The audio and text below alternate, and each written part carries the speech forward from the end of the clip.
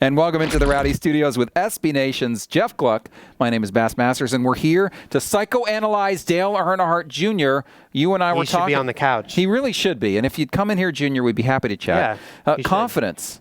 A word that Junior's used a lot this year. We can see that this chase is coming down to, it's going to come down to the wire. You think and I think at Richmond it'll be in question whether or not he makes the chase. Where do you think his head is at right now?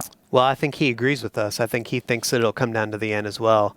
We were both talking to Junior yesterday at this event, and we basically said, does he think it's going to come down to the end, and is he prepared for all the media attention that's going to come with that? And he said yes, and he's cool with it. I'm fine with it. I can handle it, and I got a great relationship with you guys, and I feel like we can all communicate. And you can separate that enough, I guess. I think so. I should be able to do that. I don't think the old Junior necessarily would have said that. I think he admits that the old Junior wouldn't have said that. I mean, he Yeah. kind of said, if my recollection is correct, that, maybe in the past I wasn't quite as good at handling the attention and the pressure and the need that everyone seems to have. He's got his own need to succeed. Everyone else seems to have that need for him to succeed too. Right. And confidence, I think, has given him that cool head this year where he doesn't look at the points. He's not obsessing about it. Right. He's not worried about it all the time. I mean, that confidence he talked about openly, he's very open. I mean, a lot of the drivers wouldn't necessarily let you into their head like that on the couch. You know what I mean? Right, exactly. But Junior, I think that's one of the things that makes him so real. He does. And he's talking about how Confidence helps too. When you're not confident, everything you hear sort of can work on you, and you carry it into the car, and you think, it's in the back of your head bugging you. but that's not the case now, and that's why he thinks he can block it out. Because let's face it, you're going to be there at Richmond. I'm going to be there. Yep. We're going to be watching the 88 car. Right. Because that's going to be asking the him story. questions. If he's Right. 7-10 points inside the chase, holding on, or maybe outside and close and needs to get in with a good run, it's going to be a lot of pressure. It'll be a big story. How do you think, or to what extent do you think his confidence this year, and I think we both see it, and he said it, is a product of new garage, new crew chief, new way of doing business, and to what extent is it a year older, a year wiser, I've been through the wars kind of thing? I got confidence. I feel like we can do it. I feel like we're a good enough team to do it.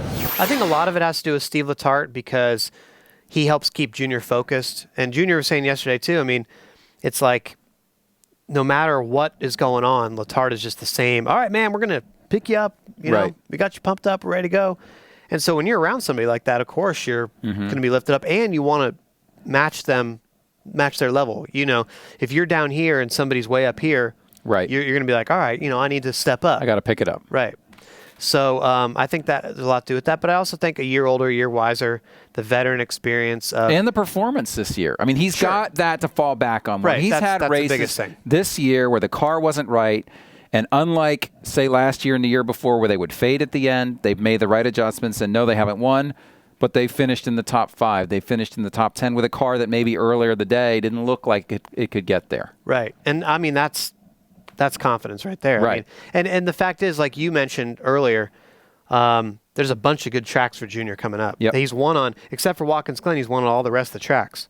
So Right. You go to Michigan. I mean, Junior, you never think of him as a downforce driver, but if you had to pick 2 downforce tracks that he was really good at, I think I'd probably pick Michigan and Atlanta. Right. I mean, at least that would be up there for me. He's won at both. And he's won at both, right. And then you go to Richmond, he's great there, and Bristol, he says it's his favorite track. Right. So I think that those are good tracks for Junior. If he leaves Watkins Glen in the top 10, I would think he'd be feeling okay about things. I would. I mean, if I were him. But, I mean, again, he's 20-something points inside the chase. He's got right a little now. cushion right now. But that's one mulligan. That's one One getting bad caught finish. up in the wreck somewhere. Well, he not of finished his own doing. 41st at Sonoma, and 41st is, I believe, 3 points.